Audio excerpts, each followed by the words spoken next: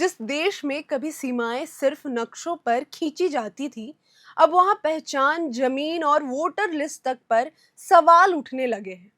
बांग्लादेशी घुसपैठ, फर्जी दस्तावेज, वोटर लिस्ट में नाम, सरकारी जमीनों पर कब्जा और अचानक बदलता जनसंख्या संतुलन। अब केंद्र सरकार ने इस पूरे मुद्दे पर सबसे बड़ा एक्शन ले लिया है। भारत की भूमि में है, कौन रिसीव करता है, कौन इसके अंदर के मटेरियल को देश विरोधी कार्यों के लिए उपयोग करता है, इस पर हमारी पैनी नजर होनी चाहिए। और इसके लिए, इसके न्यूट्रलाइजेशन के लिए सिविल अथॉरिटी और डिस्ट्रिक्ट पुलिस से हमारा जीवंत संपर्क होना चाहिए और परिणाम लक्षी कार्यवाही भी हमने करनी पड़ेगी। देश के कई राज्यों में तेजी से हो रहे डेमोग्राफिक चेंज की जांच के लिए एक हाई लेवल कमेटी बनाई गई है, जो ये पता लगाएगी कि आखिर किन इलाकों में आबादी का संतुलन तेजी से बदला, उसके पीछे वजह क्या है और इसका असर देश की सुरक्षा, संस्कृति और स्थानीय लोगों पर कितना पड़ा। आइए जानते हैं पूरी कहानी विस्तार से। इससे पहले नमस्कार, मेरा नाम है शिवानी और आप देख रहे हैं एयर नाउ। सबसे पहले समझते हैं कि आखिर डेमोग्राफिक चेंज होता क्या है। डेमोग्राफिक चेंज यानी किसी इलाके की आबादी के धार्मिक, सामाजिक या जातीय संतुलन में बड़ा बदलाव आना। आमतौर पर जनसंख्या में बदलाव जन्म और मृत्यु दर से होता है, लेकिन भारत के कई हिस्सों में अचानक बाहरी लोगों की आवाजाही और अवैध घुसपैठ के कारण आबादी का स्वरूप तेजी से बदल जाना। अमेरिका, ब्रिटेन और ऑस्ट्रेलिया जैसे देशों की तरह भारत भी अब अवैध प्रवास और अनियंत्रित जनसंख्या बदलाव की चुनौती से जूझ रहा है। खासकर भारत, बांग्लादेश और भारत नेपाल सीमा से लगे राज्यों में इसका असर ज्यादा देखने को मिल रहा है। असम, पश्चिम बंगाल, बिहार और झारखंड के कई जिलों में बड़ी संख्या में बाहरी लोगों के बसने की बातें सामने आती रही हैं। इसके अलावा दिल्ली, मुंबई और कोलकाता जैसे महानगरों की झुग्गी बस्तियों में भी अचानक बाहरी आबादी बढ़ने को लेकर कई बार सवाल उठे हैं। वहीं आदिवासी क्षेत्रों में इसका असर और ज्यादा गंभीर माना जा रहा है। झारखंड के संथाल परगना और असम के बोडोलैंड जैसे इलाकों में स्थानीय आदिवासियों की जमीन, संस्कृति और रहन सहन पर दबाव बढ़ने की बात कही जा रही है। इससे जमीन विवाद बढ़ रहे हैं, स्थानीय लोगों में असुरक्षा पर भावना पैदा हो रही है और कई जगह वोटर लिस्ट में फर्जी नाम जुड़ने के आरोप भी लग रहे हैं। अगर आंकड़ों की बात करें तो असम में 2011 की जनगणना के मुताबिक मुस्लिम आबादी 34.22% थी, जिसके बाद करीब 34% तक पहुंचने का दावा किया जाता है। धुबरी, बारपेटा और करीमगंज जैसे जिलों में सबसे ज्यादा बदलाव देखने को मिला है। वहीं झारखंड के संथाल परगना क्षेत्र, जिसमें पाकुड़, साहेबगंज, दुमका, गोड्डा, देवघर और जामताड़ा शामिल है, वहां 1951 में आदिवासी आबादी करीब 45% थी, जो 2011 तक घटकर लगभग 28% रह गई।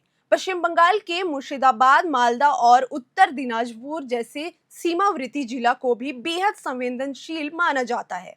बीएसएफ की रिपोर्ट के मुताबिक इन सीमाओं से हर साल करीब 2 लाख लोग अवैध रूप से भारत में घुसने की कोशिश करते हैं। इसी बीच एसआईआर यानी स्पेशल इंटेंसिव रिवीजन और दस्तावेज जांच की प्रक्रिया सख्त होने के बाद कई अवैध प्रवेशियों को पहचान और उन्हें वापस भेजे जाने की खबरें भी सामने आई हैं। हालांकि इस पूरे बदलाव के कारण कई समस्याएं बढ़ी हैं। जमीन कब्जे को लेकर विवाद बढ़ रहे हैं। कई जगह वोटर लिस्ट में फर्जी नाम जुड़ने की शिकायतें भी आई हैं और सरकारी योजनाओं जैसे राशन, घर और अस्पतालों पर भी दबाव बढ़ा है, क्योंकि आबादी अचानक बढ़ गई है। इसी मुद्दे को लेकर गृह मंत्री अमित शाह भी कई बार बयान दे चुके हैं। उन्होंने साफ कहा है कि केंद्र सरकार सिर्फ घुसपैठ रोकने तक सीमित नहीं रहेगी, बल्कि देश में रह रहे हर अवैध घुसपैठिए की पहचान कर उसे बाहर निकालने की काम भी करेगी। उन्होंने ये भी कहा था कि बीएसएफ को सिर्फ सीमा की सुरक्षा भी नहीं करनी चाहिए, बल्कि घुसपैठ के रास्तों और अवैध नेटवर्क को खत्म करने के लिए स्थानीय प्रशासन और सुरक्षा एजेंसियों के साथ मिलकर काम करना होगा। अब इसी मकसद से गृह मंत्रालय ने high level committee on demographic change यानी HLCDC का गठन किया है। इस कमेटी के अध्यक्ष रिटायर्ड जज प्रकाश प्रभाकर नावलेकर बनाए गए हैं। वहीं इसके सदस्यों में रिटायर्ड IAS दुर्गा शंकर मिश्रा, बालाजी श्रीवास्तव और retired IPS doctor Shamik Ravi शामिल है।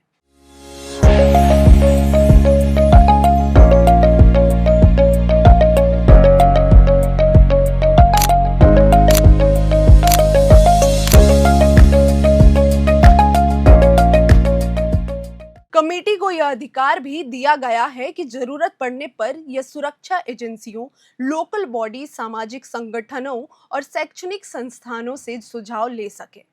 इस कमेटी का मुख्य काम होगा डेमोग्राफिक बदलाव की जड़, उसके असर और उससे जुड़े खतरों पर रिसर्च करना।